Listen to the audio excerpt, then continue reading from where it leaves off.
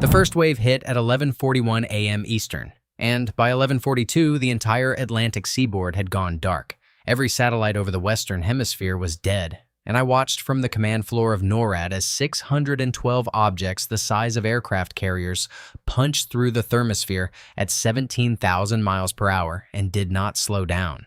By 11:43, 3 of them had decelerated over Beijing, Moscow, and Washington, D.C., and the electromagnetic pulse they released on arrival stopped every beating heart within 4 miles of the National Mall, killed 9,000 people in 60 seconds, and dropped every aircraft in the sky from New York to Richmond. My name is Colonel Ayanna Cross. I was the senior duty officer in Cheyenne Mountain when the invasion started. I was also in the room when it ended. And I need to tell you what happened in the 7 minutes between those two things, because what ended it was not us. Let me be precise. At 11:41 and 0 seconds, NORAD's Deep Space Tracking Array registered 612 signatures transitioning from outside our solar system to low Earth orbit in what appeared to be a single event. No approach, no deceleration window, no transit time. They were not there, and then they were. By 11:41 and 14 seconds, every screen in the operations center was red. Not warnings, failures. Our entire satellite constellation, military and civilian, GPS, communications, weather, intelligence, all of it was gone. Not jammed, destroyed. Something had swept low orbit clean of every object we had put there over the previous 70 years in less than 15 seconds. But I remember the sound in the room, not shouting. A sort of collective inhale, like the air itself had been punched. Colonel Brian Torres, my deputy, was standing 3 feet from me when the first EMP hit Washington, and I watched every screen on his console go to static and then go to black. The lights in the mountain held because Cheyenne runs on isolated power, but everything we used to see the outside world was blinded in the first 30 seconds. We were inside a granite mountain with the most advanced military systems on Earth, and in half a minute, we were deaf, dumb, and blind. Torres grabbed a hardline phone. The Pentagon was gone. Not destroyed, we'd learn later, scrambled. Every electronic system in the building had been fused. He tried Stratcom, dead. Pacific Command, dead. He tried the hotline to the Kremlin and a system designed to survive nuclear war, and got nothing. In 45 seconds, the entire command and control infrastructure of the United States military had ceased to function. And we weren't special. It was happening everywhere. Every major military power on the planet was being shut down simultaneously with a surgical precision that made our most advanced cyber weapons look like throwing rocks. At 11:42, the secondary systems in the mountain rebooted. We got partial radar back, ground-based, the old stuff, the legacy systems that nobody had modernized because nobody thought they'd ever need analog backups. And what the radar showed us was a picture I will see in my nightmares for the rest of my life. 612 objects arranged in a grid over every populated continent. Not random, a grid, mathematical, perfect spacing. Well, like someone had taken a ruler to the planet and divided it into sectors, one object per sector, with larger concentrations over major population centers. The 3 that had positioned over Beijing, Moscow, and DC were the biggest. Each one was radiating energy at levels our instruments couldn't fully measure because the scales didn't go that high. General Marcus Cole, the facility commander, came out of his office looking like a man who had just been told his own death date. He had been on a hotline to the president when the line died. The last thing the president had said was, "What do we have that can touch them?" And the answer, which Cole had not had time to deliver, was nothing. Our nuclear arsenal was electronically disabled. Our missile defense was blind. Our fighters were grounded because their avionics were fried. Now, the most powerful military force in the history of human civilization had been rendered completely impotent in 90 seconds, and the things in the sky hadn't even started doing whatever they'd actually come to do. At 11:43, they started. The 3 objects over the major capitals began emitting a low-frequency pulse that our seismographs picked up through the granite of the mountain itself. I felt it in my teeth. Torres felt it in his chest. The pulse was rhythmic, regular, and intensifying. Our geophysics team, 2 analysts who were supposed to be monitoring earthquake activity, started shouting numbers that didn't make sense. The pulse was penetrating the Earth's crust, not just the surface. Deep, kilometers deep. It was reaching into the mantle, and it was doing something down there, exciting molecular bonds. These shifting thermal gradients, inducing motion in the magma layer beneath the continental plates. They were stirring the planet's interior like a pot. Cole looked at me and said, "What do they want?" I didn't know. Nobody knew. There had been no communication, no demands, no transmission, no ultimatum, just 612 objects systematically dismantling our technology, killing thousands through electromagnetic disruption, and now reaching into the planet's geology with a probe so powerful it was causing micro-tremors in the Rockies. Whatever this was, it wasn't an invasion in any sense we understood. It was something else, something procedural, like they were running a program, step by step. And we were not a factor in the calculation. At 11:44, Torres picked up something on the analog systems that made him go white. The objects over the ocean, the ones positioned over the Pacific, Atlantic, and Indian, were descending, not crashing. Controlled descent, straight down toward the water's surface. They were heading for the deep ocean.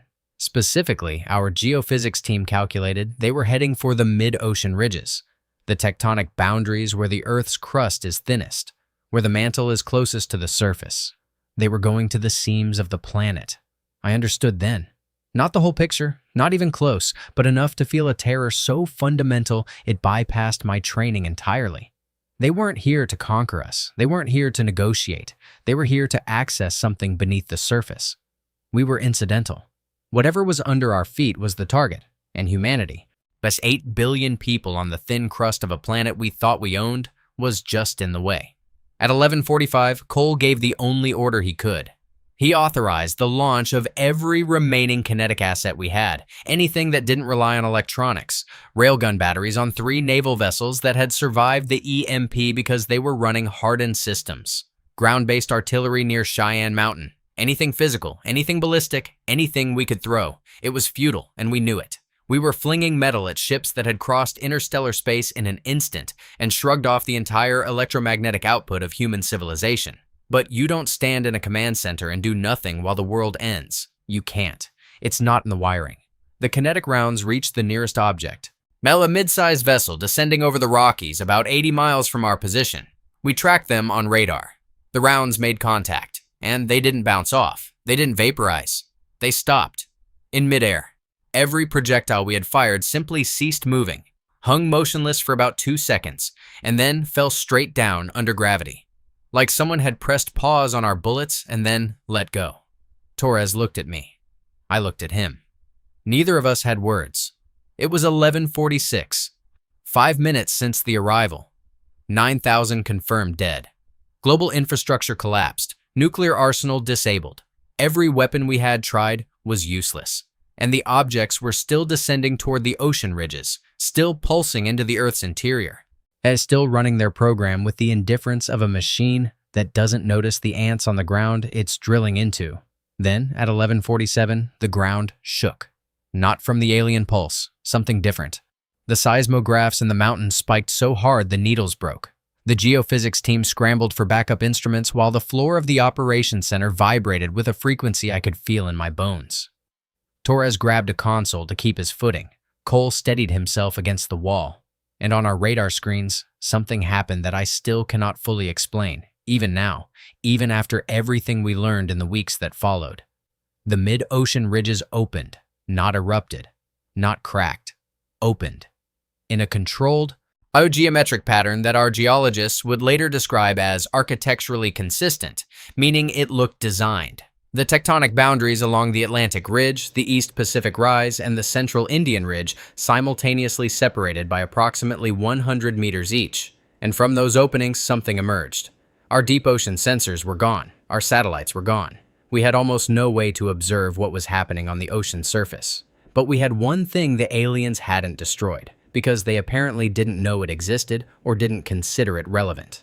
The United States maintains a classified network of deep ocean acoustic monitoring stations originally built to track Soviet submarines during the Cold War.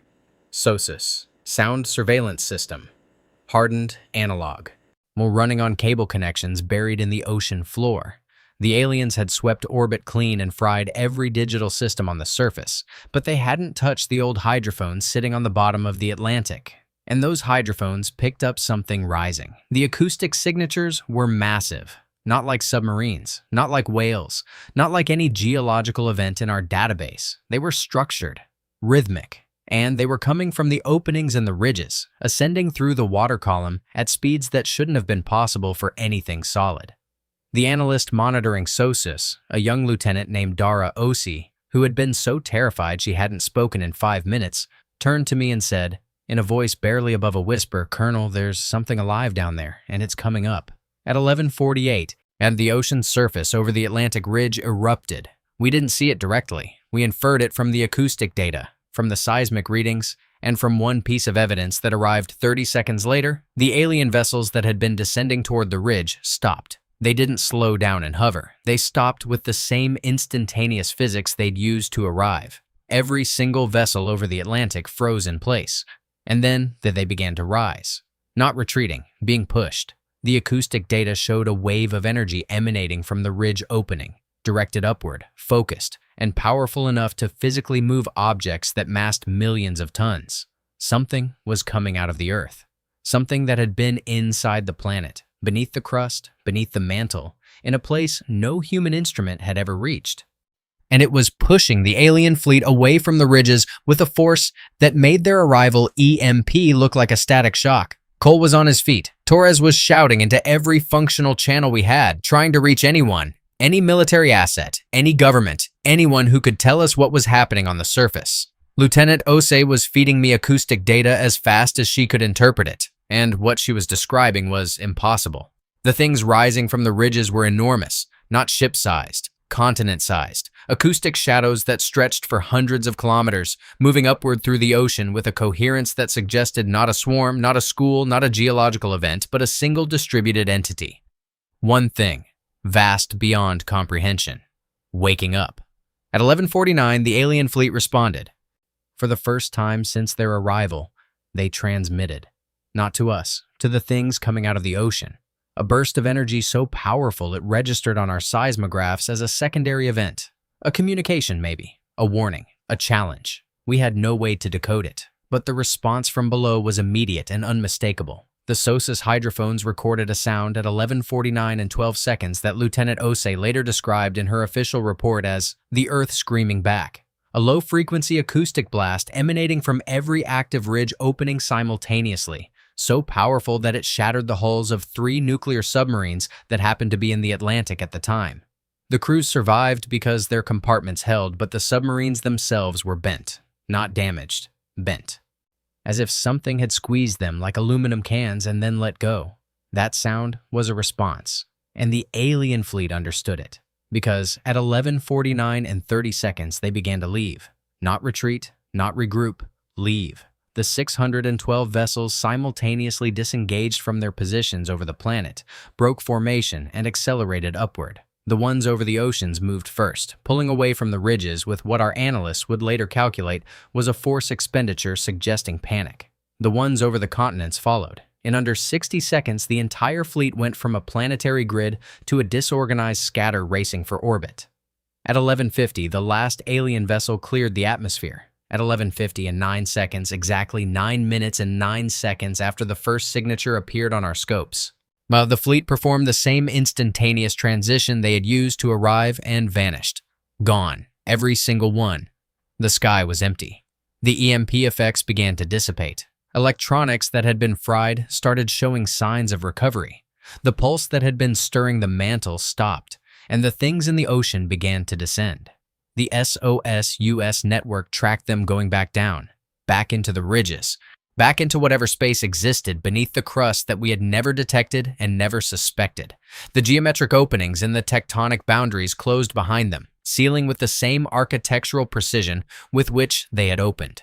Within 10 minutes of the fleet's departure, the ocean floor showed no evidence that anything had happened at all.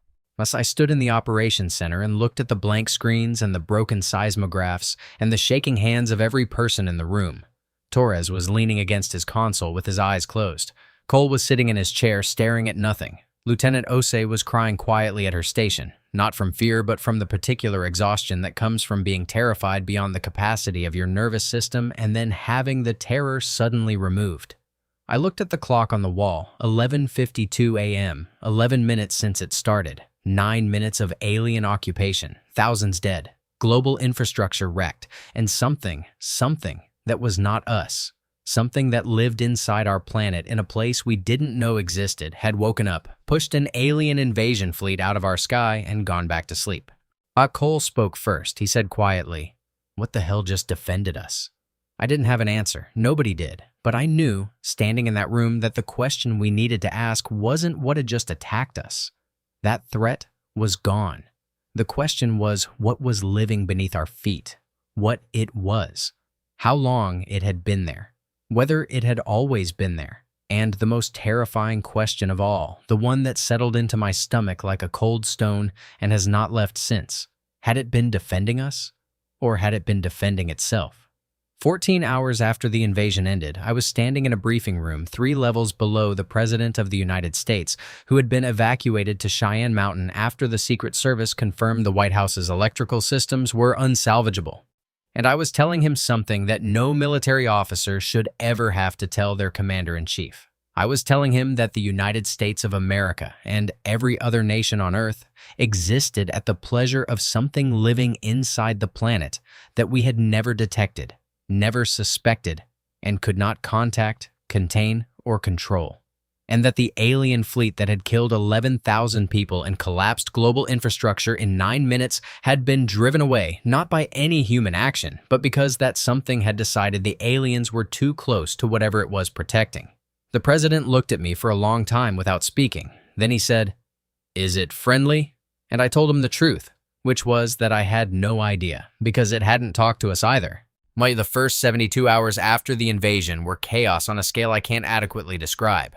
11,000 dead, global satellite network destroyed, power grids across 6 continents damaged or collapsed. The electromagnetic pulses had wiped financial systems, hospital equipment, air traffic control, water treatment plants.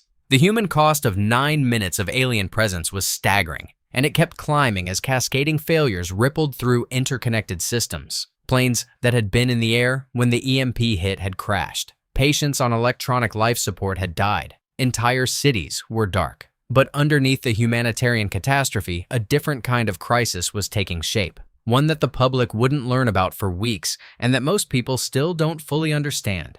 The question of what was inside the Earth. But I was assigned to lead the investigation, not because I was the most qualified, because I was the most senior officer who had been in the room when it happened, who had direct access to the SOSUS data, and who had maintained enough composure to give a coherent briefing.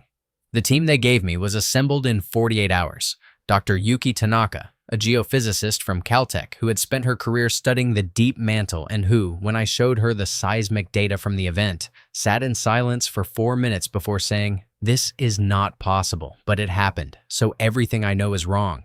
Commander James Achebe, a Navy deep ocean specialist who had designed the last upgrade to the SOSUS network and understood its capabilities better than anyone alive. Dr. Priya Nair, a xenobiologist from SETI who had spent 20 years preparing for alien contact and was now confronting the fact that the first confirmed non-human intelligence wasn't from space, but from directly beneath her feet. And Lieutenant Osi, who I requested personally, because she had been the first to identify the acoustic signatures and because she had the steadiest instincts of anyone I'd met during the crisis. We set up in a classified facility adjacent to the NORAD complex and began with what we had: the SOSUS recordings, the seismic data, the fragmentary radar tracks of the alien fleet's departure, and one additional piece of evidence that arrived on day 2, when the Navy recovered the 3 submarines that had been damaged by the acoustic blast in the Atlantic. The submarines were, as I mentioned, bent, not cracked, not breached, bent. The hulls, made of HY-100 steel designed to withstand crushing ocean pressure, had been deformed as if squeezed by an enormous hand and then released. The crews were alive, shaken, several with burst eardrums and concussions, but alive. And they had something the surface world didn't. They had been in the water when the ridges opened. They had their own sonar recordings, and those recordings were clearer than SOSUS because the submarines had been closer. Commander Achebe played the sonar data for the team on day 3. We sat in a darkened room and listened, and what we heard changed the investigation from a geological mystery to something else entirely. The first sound was the ridges opening, a deep, grinding frequency that the sonar interpreted as tectonic movement, consistent with what we expected. But underneath that sound, woven into it like a voice beneath an earthquake, was a pattern, not random geological noise, a structured, repeating acoustic sequence that Dr. Tanaka identified as modulated, intentional. Something beneath the crust had produced a specific sound pattern at the exact moment it opened the ridges. It was either a signal or a side effect of whatever mechanism it used to move tectonic plates. Either way, it was evidence of intelligence. The second sound was the emergence, the thing rising through the water column. On the submarine sonar, it was clearer than on Sosus, and what it showed made Dr. Nair put her face in her hands. The entity or entities that had risen from the ridges did not have a fixed physical form. The sonar returns were inconsistent. One ping showed a solid mass. The next showed diffuse material. But the next showed something that reflected sound in ways that suggested it was partially out of phase with normal matter. Whatever had come out of the Earth was not a creature in any biological sense we understood. It was something that occupied physical space selectively, that could be solid or diffuse or something in between, and that moved through water not by swimming, but by reorganizing the water itself around its path. The third sound was the one that Lieutenant Osei had described as the Earth screaming back. On the submarine sonar, it was even more horrifying. It wasn't a single blast. It was a chord.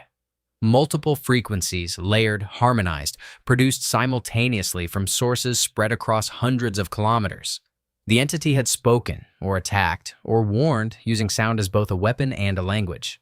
Yet the acoustic force that had bent 3 submarine hulls was not even directed at them. They had been caught in the edge of something aimed upward, at the aliens. Dr. Tanaka spent 2 weeks analyzing the seismic data from the event and comparing it with historical records.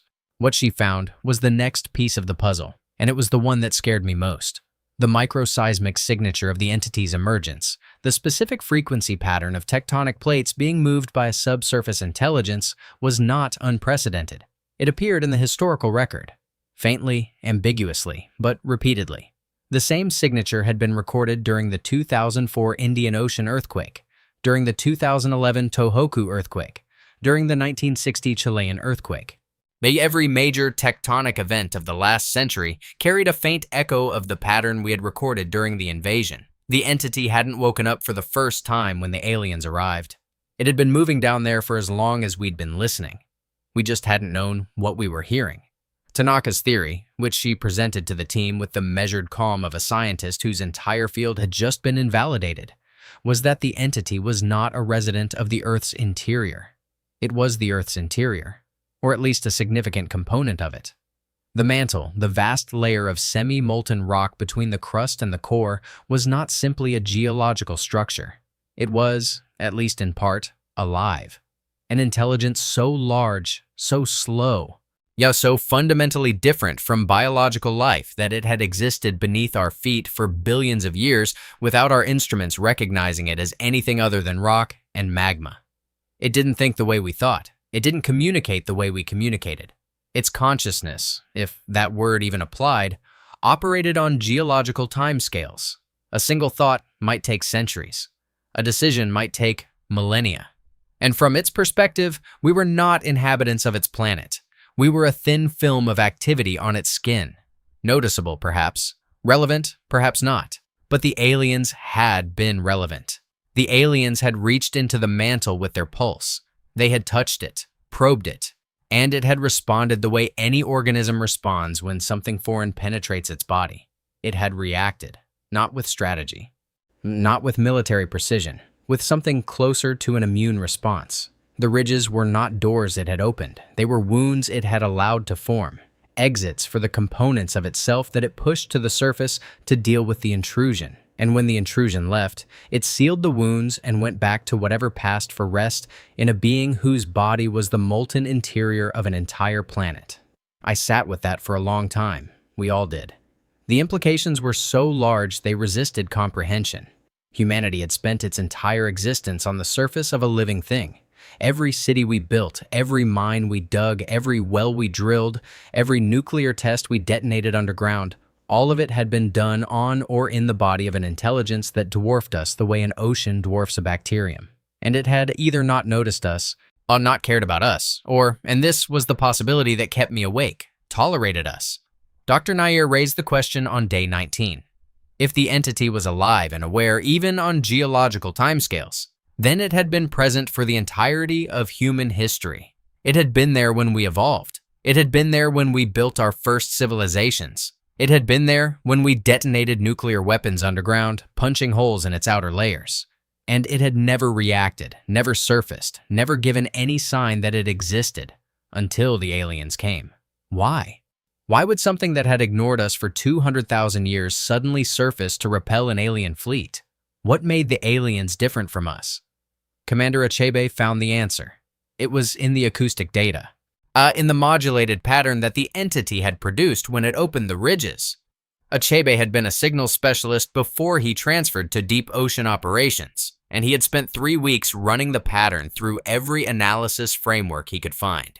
On day 22, he walked into the facility with an expression I had come to associate with discoveries that made things worse, and he told us what the pattern was.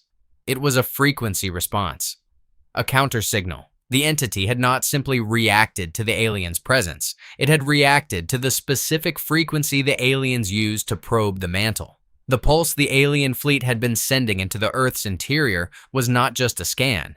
It was, Achebe believed, an extraction protocol, a technique for accessing and removing something from a planet's deep interior. The aliens hadn't come for us. They hadn't come for our resources. They had come for the entity. They had known it was there or suspected it was there, and their entire operation, the EMP, the satellite destruction, the fleet positioning, all of it was preparation for extracting something from the mantle. The entity had surfaced because it was being harvested. That reframed everything. The alien fleet hadn't been an invasion force. It had been a mining operation, and what they were mining wasn't metal or fuel. It was a living planetary intelligence. The EMPs, the destruction of our technology, the killing of 11,000 people, all of it was site preparation, clearing the surface, neutralizing the indigenous population the way a logging company clears wildlife before cutting down a forest. We weren't the target. We were the inconvenience. And the entity's response made sense in that light. It hadn't defended us. It had defended itself. The fact that it drove away the fleet and our planet survived was a side effect, a coincidence of shared geography. We lived on its skin, and when someone came to skin it, we happened to benefit from its self-defense. The president received this briefing on day 25. I delivered it personally. The room was small, just him, his national security advisor, and me. I told him everything: the entity, the geological evidence, the acoustic data, the extraction protocol theory, the conclusion that the alien fleet had been a harvesting operation targeting a planetary intelligence, and that our survival was incidental to that intelligence's self-preservation. He asked me 3 questions. The first was whether the aliens would come back. I told him I didn't know, but that the speed and completeness of their departure suggested they had encountered something they were not equipped to handle. Whether they would return with better equipment was beyond my ability to predict. The second question was whether we could communicate with the entity. I told him we were working on it. Dr. Tanaka's team had begun generating modulated seismic signals aimed at the mantle, trying to replicate the frequency patterns we had recorded. So far, there had been no response, but Tanaka cautioned that the entity might operate on timescales so slow that a response could take years, decades, or centuries. We might be shouting into a room where the listener takes 100 years to turn its head. The third question was the one that mattered most. He asked, what happens if we keep drilling, mining, detonating underground? What happens if we keep doing what we've been doing to the planet's interior, now that we know something is alive in there? I told him I didn't know, but I told him what Dr. Tanaka had said when I asked her the same question, which was that for the entity's entire relationship with humanity, it had been asleep, or at least dormant, or at least indifferent to the tiny creatures scratching at its surface. The aliens had woken it up, and we had no way of knowing whether it would go back to sleep, or whether, now that it was aware of us, it would form an opinion. That was 6 months ago. I'm no longer leading the investigation. The project has been transferred to a new international body that was formed specifically to address what they're calling the subsurface question. Every nation with deep mining operations has been quietly asked to suspend them. The official reason given to the public is a coordinated environmental initiative. The real reason is that nobody wants to be the country that drills into a sleeping god and wakes it up angry. Tanaka is still sending signals into the mantle. She has received no response, but she has detected something that she describes as increased coherence in the mantle's seismic background noise, the constant low-level vibrations that the Earth produces naturally. The patterns are becoming more structured, more regular, as if the entity, having been woken once, is becoming more organized, more attentive, more aware of its surface. Tanaka says it might just be after effects of the alien probe, settling, the geological equivalent of turning over in your sleep. But she says it with the expression of someone who doesn't believe their own reassurance. I think about the invasion a lot. 9 minutes, 612 ships, 11,000 dead.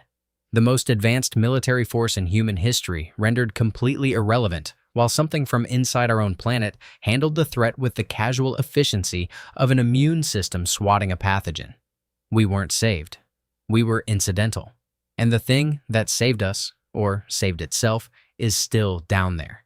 Still beneath our feet, and still in the magma and the stone and the molten iron core that we had always assumed was just geology. Lieutenant Osei told me something last week that I haven't been able to stop thinking about. She's been reviewing the SOSUS recordings, running new analyses with better equipment, and she found something in the original emergence data that everyone had missed.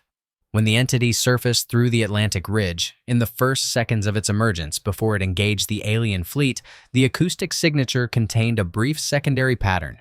Not the combat frequency, something else, softer, shorter, directed not upward toward the aliens but laterally, along the ocean floor, toward the coastlines, toward us.